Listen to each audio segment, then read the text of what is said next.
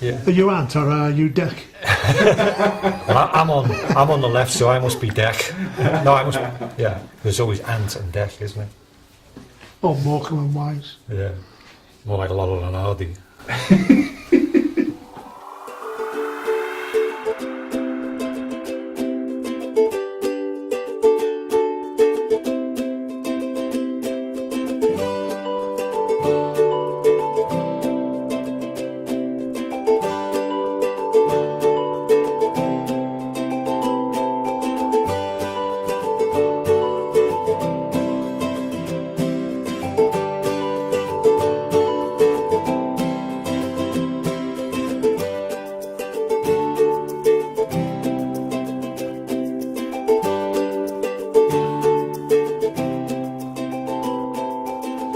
Men's sheds are ultimately about re-engaging people, men, and tackling the issue of social isolation, really, for whatever reason, whether that is through retirement, whether that is through redundancy, whether that's through bereavement of a partner, their own decline in health or their mental health.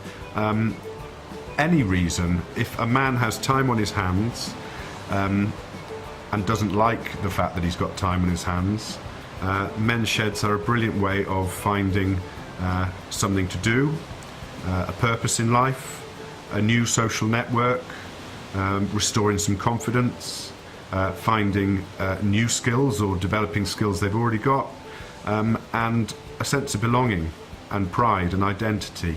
Men's sheds are such a perfect environment that don't label anybody, they don't pigeonhole anybody.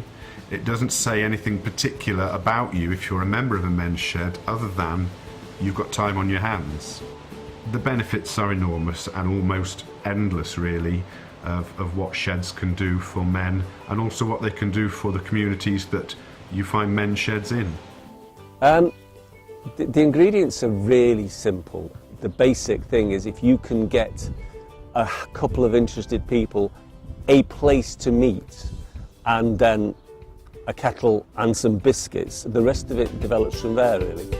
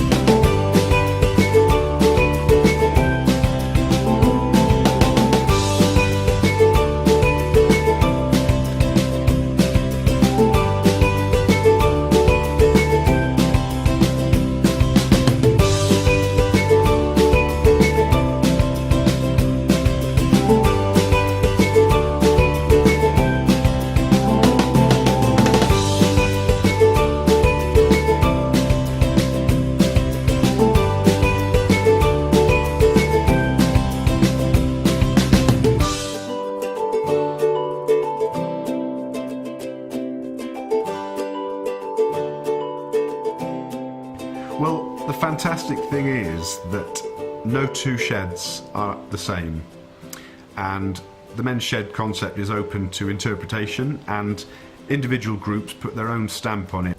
And it's whatever that group wants to do. All the sheds are different, but they all share the sort of same traits of men talking and supporting each other shoulder to shoulder. It isn't the shed so much, it is actually the people that it's all about. We turn up, have a nice cup of coffee, cup of tea, we sit down and we do what we're best at, which is talking, really, setting the worlds to right. It's good to come and talk.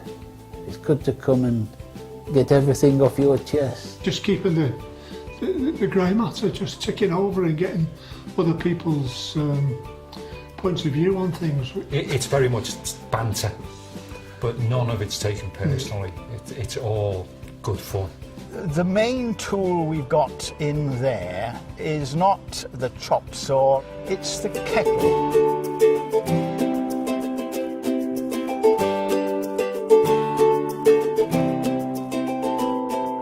Women talk face to face, men do it shoulder to shoulder. In other words, men tend to chat to each other while they're doing something practical.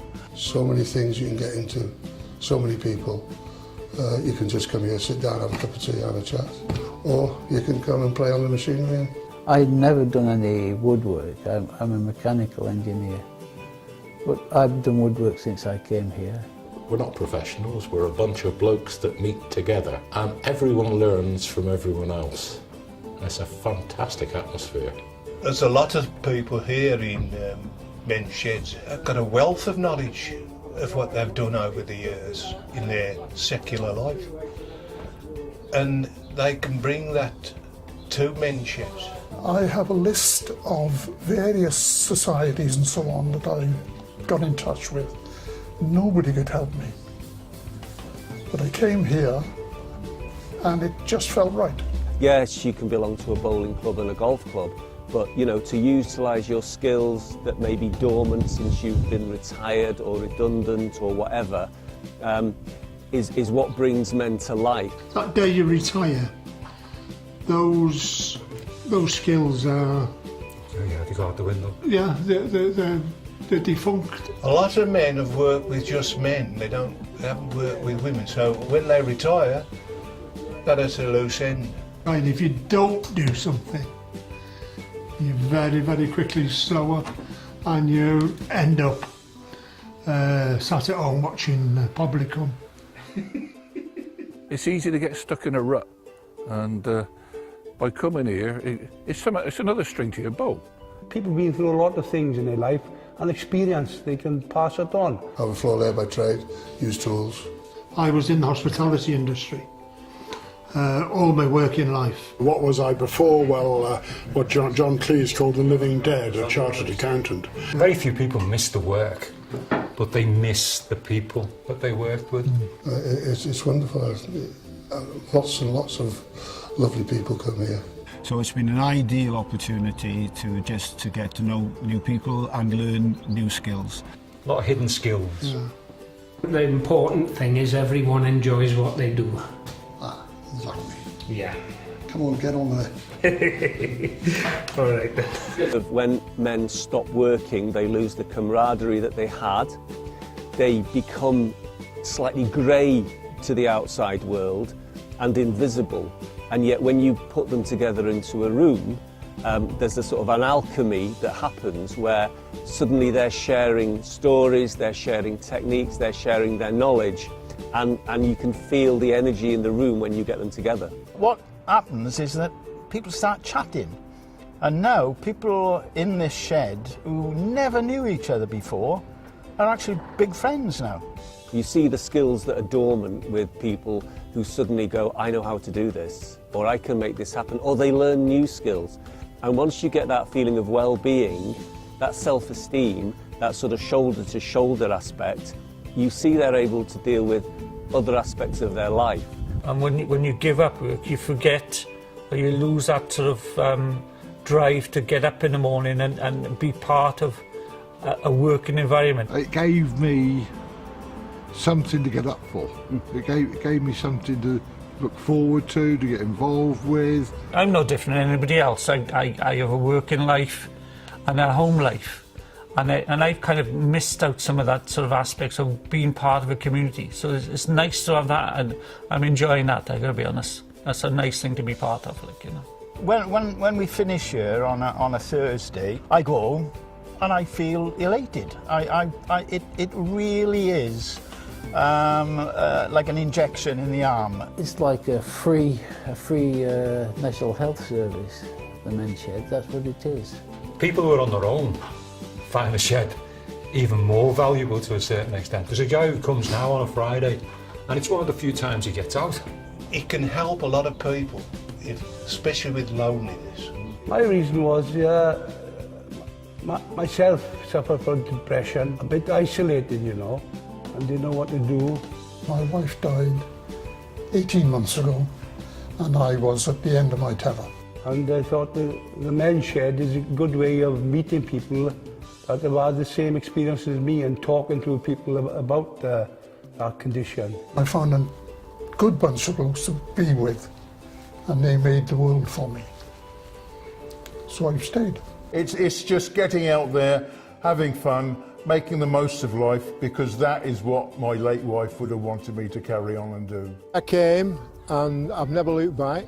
The men's sheds are a lifesaver for me. I've been here for quite a few years now, and I'm loving every minute of it, every day.